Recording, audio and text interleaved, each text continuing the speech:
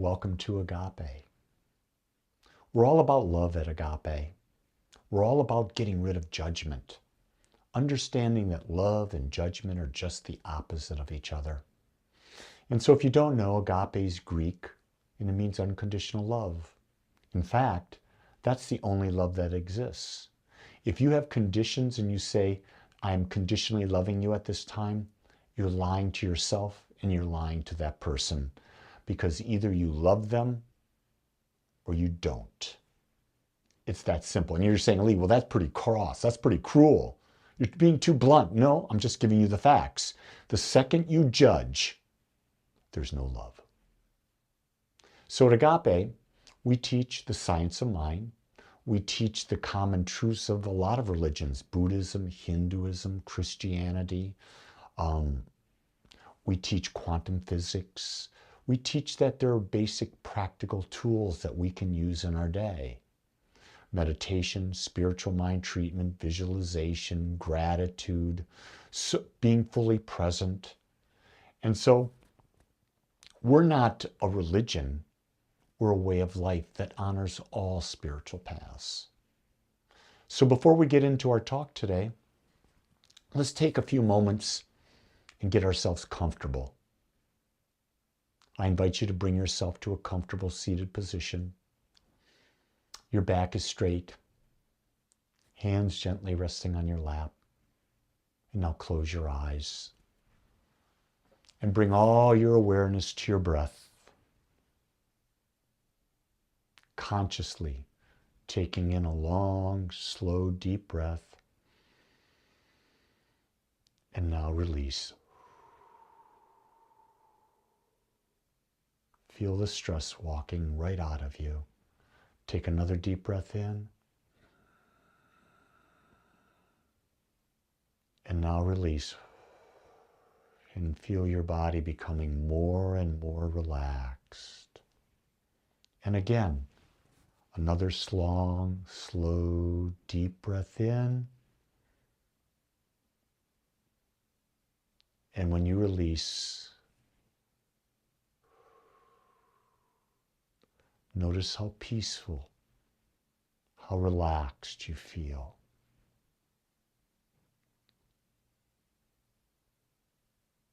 Do you realize that in those 3 breaths, you have breathed in molecules that every other being on the planet at one time or another breathed?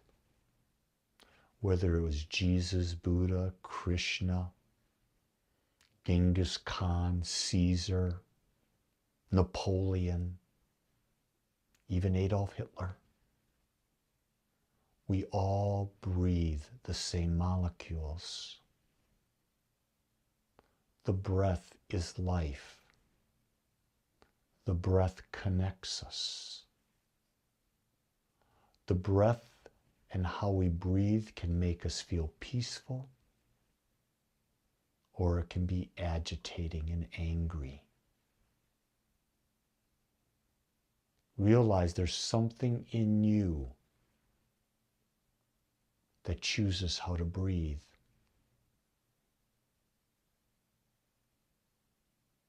And notice what you're feeling right now.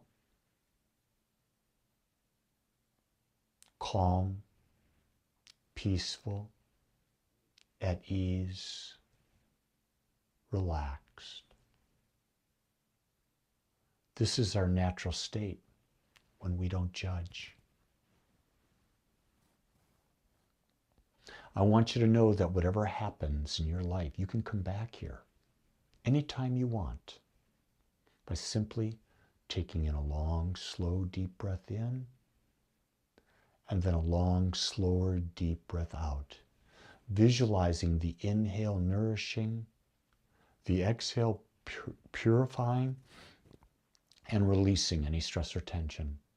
3 breaths, and you're back in control. You become the master. So I want to invite you now to gently start to come back into your body, into this time, into this place, into this day. Start to move your shoulders, your hands, maybe stretch out. And when you're ready, open your eyes and welcome this day. So we're in our series on core concepts. We've done the core concept of oneness, understanding there's one infinite power, one infinite presence, one infinite mind, and it created everything out of it. We talked about the triune nature of God, or the divine, or the infinite, that there's spirit, mind, and body. And today we're going to talk about the core concept of causative power. You see, causative power is the idea that our thoughts, beliefs, and consciousness act as the cause, and the conditions in our lives are the effect. So what are we basically talking about here? We're talking about a law of cause and effect. In other words, before an effect can happen, there has to be a cause. And before, if you want to change an effect, you've got to change the cause. You see, our inner world, our mind, creates the outer world of our experience. When we want to change something in our lives, we must start by changing our thinking. This principle is at the heart of science of mind, and it is key to manifesting the life we desire. It's real important. And Ernest Holmes said this all the time. Our thoughts are things. Change your thinking, change your life. You can be looking at something, and if you change the thought you have about it, you change your experience about it. I want you to think about a time. Think about your mom. Everyone has had a mom, or maybe you haven't. Then think about your dad. Or think about someone that you love, that loves you. And think about how they did something and it made you feel good. And how at another time they may have done the same thing and it made you feel bad. Was it the change in the thing? No. It was the change in what you thought about it.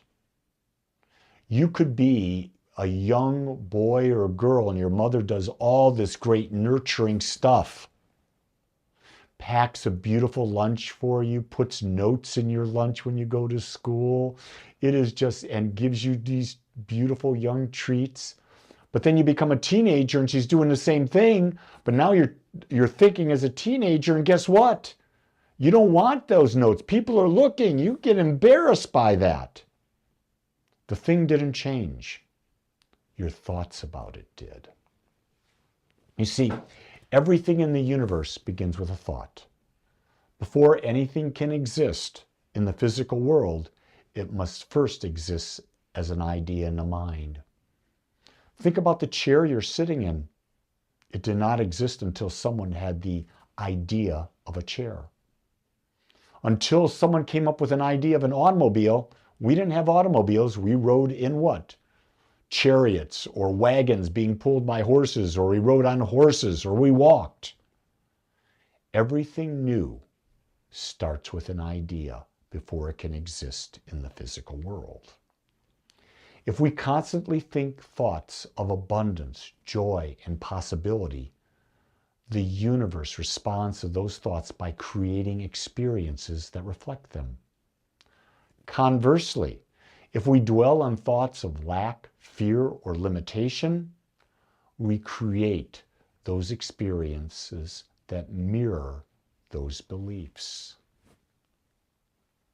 Think about it. Your thoughts determine everything in your experience. I remember something growing up. I didn't have a good relationship with money because we didn't have money. We were sort of on the poor side. We were probably lower class middle is what I would call it. But one thing we always did have was food. We always had good fresh food. So from the standpoint of thinking, we were abundant with the food. We weren't abundant with the money. My job was to change the thinking that I can be abundant with the food and I can be abundant with money. And that took work. But I had to change my thoughts about money. Here's another one. Change your thoughts about your health. What are we taught? That our DNA, our parents' medical history is going to determine who we are. My dad had heart conditions, blood pressure conditions, alcoholic, on meds, bunches of meds. Mom had all sorts of health issues, died of cancer. Here I am. They had all these things starting when they were in their 50s and 60s. Here I am, 73. I've got none of them. I don't buy into the illusion that my DNA controls me. DNA is a tendency. The atmosphere that you create for the cells in your body determines where you're going to go. If you look at Bruce Lipton's book, The Biology of Belief, he talks about this. He was a cellular biologist, and he found the environment in which you put the cells will change the DNA of the cells. So if you can live in an atmosphere that is not highly stressful, you're going to change the DNA of your cells. See, it isn't about positive thinking. I really want to get rid of that. It's about directed thinking. Because what may be positive for you is negative for someone else. Or what you think is positive for you may not really be positive for you. I really like the term directed thinking. In other words, I'm controlling the direction of my thought. I'm controlling my thoughts toward health. I'm controlling my thoughts through abundance. What I may say is abundance is not the same as you. So what I say is positive, it may not be positive for you. We're all different. So I like to be more precise with my words. So I really like the word directed thinking. You see, thoughts are powerful, but it is our belief that truly sets the creative process in motion. Our beliefs become the mold through which the law creates in exact proportion. So let's talk about this idea. So what then is a belief? The way I've defined a belief is this.